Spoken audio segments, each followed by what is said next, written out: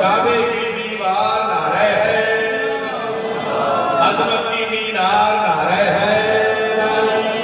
फूलों की महकार नारे है, चिड़ियों की चहकार नारे है, शेरों की ललकार नारे है, दुश्मन पे यलगार नारे है, दुश्मन पे यलगार नारे है, दोधारी तलवार नारे है, फूल गुलो गुलजार नारे है।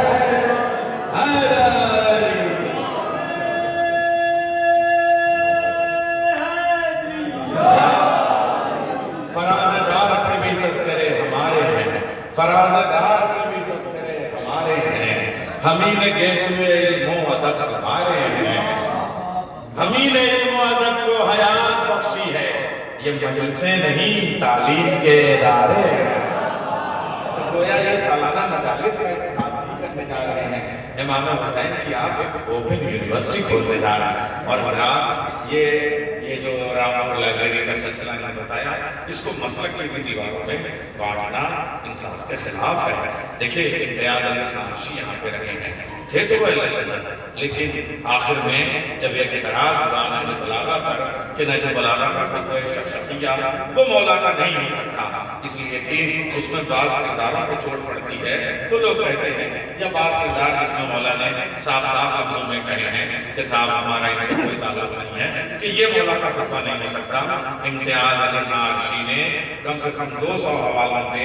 मुंदरजात नहज बलागा, असनाद नहज बलागा के हवाले से किताब लिखी और फतवा शख्सिया को हवाला बनाते हुए लिखा कि जैसे मुझे अपने बाप की औलाद होने पे 100% यकीन है कि मैं अपने बाप का बेटा हूँ,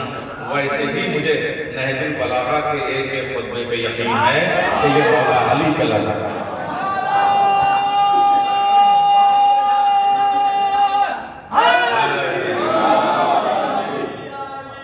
ये इस वजह लाइब्रेरी में काम है। तो जब वो मेहमान आएंगे, उलमा आएंगे, तो उनको एक दिन लाइब्रेरी भी वो सब देखें या इस तरह से चीज़ें हों, तो ये सिलसिला इंशाअल्लाह रखा जाए और आप भी तजावीज़ आएँ। एक बात मैंने ज़रा तकल्लुफ़न अपने आप को बचाना चाहा था कि खुद दुमाई नहीं हो, लेकिन अब कहने का ये चाहता है कि जनाब ने जब ये वाक़या मुझे बताया था तो मुझे तजस्सुस भी था कि ज़रा मैं उस सिलसिले से मुलाकात करूँ। तो एक साल मुझे वहाँ दिल्ली में अशरा पढ़ने का शाहजहाँ में शरफ हासिल हुआ। तो 8 मुहर्रम को व्यासदेव की नस्ल से लोग आए मेरे पास और कहने लगे कि जब से जनाब ने उनको जो है इस मज़हब की तरफ लेके आए थे और उन्होंने ये मुकदमे लड़े थे, फतह पाई थी, तब से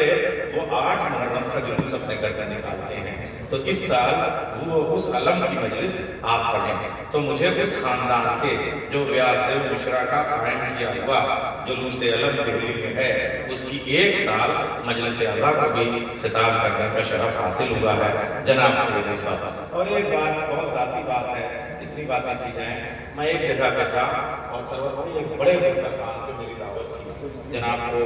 कहीं से बशारत हुई, क्या हुआ, उन्होंने मेरे बड़े चाहने वाले से कहा कि ज़रा नैयर को फ़ोन लगाना, और फ़ोन उस वक्त जो है उतना मोबाइल आना नहीं था, और कहा जिस दस्तरखान पर तुम बैठे हो इससे ज़रा एहतियात बरतना और उसके किसी काम में शामिल न होना। और मैं उसमें शामिल नहीं हुआ और उसमें गोया के पुलिस रात की तरह से मेरी इज्जत आबरू बचते हुए निकल गई। देखिए इंसान के सबके इतने मारिफत वाले नहीं हैं, नहीं पता चल पाता, लेकिन वो जो अहले मारिफत हैं वो अपनों को बचाना भी जानते हैं। तो ये मेरे ऊपर उनका बड़ा एहसान है। और अभी वो लोग हैं, मगर मैं सबका नाम और जगह करना वो आप लोग खुद, मैं क्या अर्ज करूँ आपसे, तो ऐसी हस्तियाँ और ऐसे शख्सियतें मैं चाहूँगा कि अब जिस मुद्दे की बात हो रही है उसके हवाले से, चाहे हम में से कोई अपनी तजवीज़ रखना चाहे तारीख के हवाले से और किसी हवाले से, जनाब हादी साहब से मैं गुजारिश करूँगा कि वो अपनी राय, इस्तक़बालिया कलिमात जिस अंदाज से भी हम लोगों का माहौल है, एक बार मौलाना हादी साहब का नारा सलवात से इस्तक़बाल कीजिए।